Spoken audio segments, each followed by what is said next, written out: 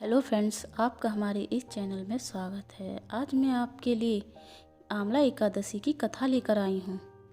मानदत्ता जी बोले, हे वशिष्ठ जी, यदि आप मुझ पर प्रसन्न हैं तो इस व्रत की कथा कहो जिससे मेरा कल्याण हो।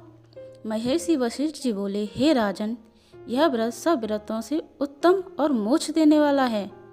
यह फागुन मास की शुक्ल पक्ष में होता है। इस व्रत के फल से समस्त पाप नष्ट हो जाते हैं। इस व्रत का पुण्य 1000 गोदान के बराबर है। मैं आपसे एक पौराणिक कथा कहता हूँ, उसे ध्यानपूर्वक सुनो। एक वैदिक नामक नगर था। उस नगर में ब्राह्मण, वैश्य, क्षत्रिय चारों वर्ण आनंद पूर्वक रहते थे। उस नगर में चैत्ररथ नामक चंद्रवंशी राजा राज करता था। वह महान विद्वान तथा धार्मिक विचारों वाला था।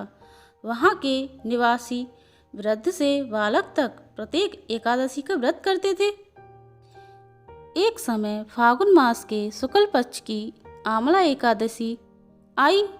उस दिन राजा से प्रजा तक, वृद्ध से बालक तक सबने हर्ष सहित उस एकादशी का व्रत किया।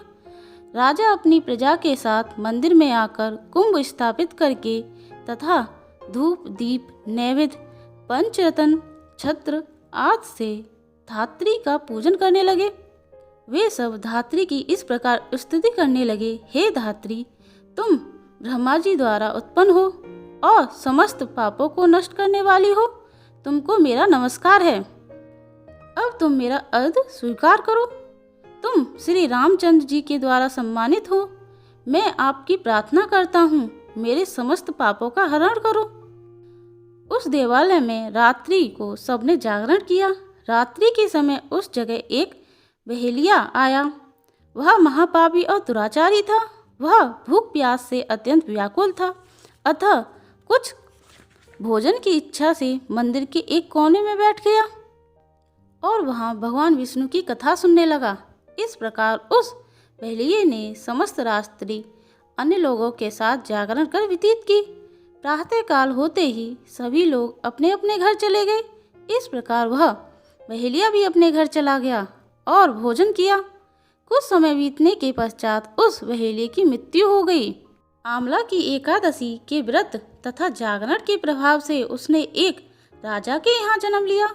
उसका नाम वसुरथ रखा गया। बड़ा होने पर वह चतुर्ंगी सेना सहित धन धान्य से युक्त होकर 10 सहस्त्र गांवों का पालन करने लगा।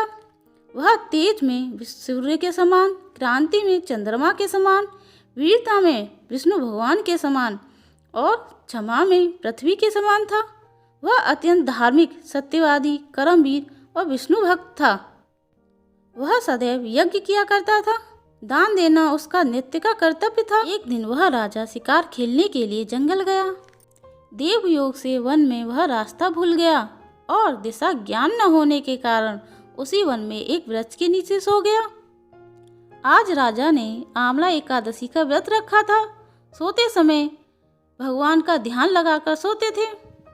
इधर पहाड़ी डाकुओं ने राजा को अकेला देखा। पहाड़ी डाकुओं के संबंधियों को किसी दोष के कारण राजा ने दंड दिया था। पहाड़ी डाकू उस पर मारो मारो का शब्द करके टूट पड़े। वह डाकू कहने लगे कि इस दुष्ट राजा ने हमारे संबंधियों को मारा है तथा देश से निकाल दिया है। इसे अब अवश्य मारना चाहिए। ऐसा कहकर वह डाकू राजा पर अस्त्र और शस्त्र का प्रहार करने लगे। देवयोग से डाकुओं के अस्त्र शस्त्र डाकुओं पर ही उल्टे प्रहार करने लगे, जिससे वे मूर्छित हो गए।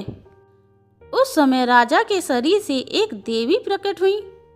वह देवी अत्यंत सुंदर थी तथा सुंदर वस्त्रों तथा आभूषणों से अलंकृत थी। उसकी आंखों से लाल लाल अग्नि निकल रही थी। वह उन डाकुओं को मारने दौड़ी और समस्त डाकुओं को काल के गाल में पहुंचा दिया। जब राजा जगा तब इन डाकुओं को मरा हुआ देखा और आश्चर्य हुआ और मन में सोचने लगा कि मेरी रक्षा किसने की है और इन शत्रुओं को किसने मारा है। मेरा इस वन में कौन हितैषी रहता है।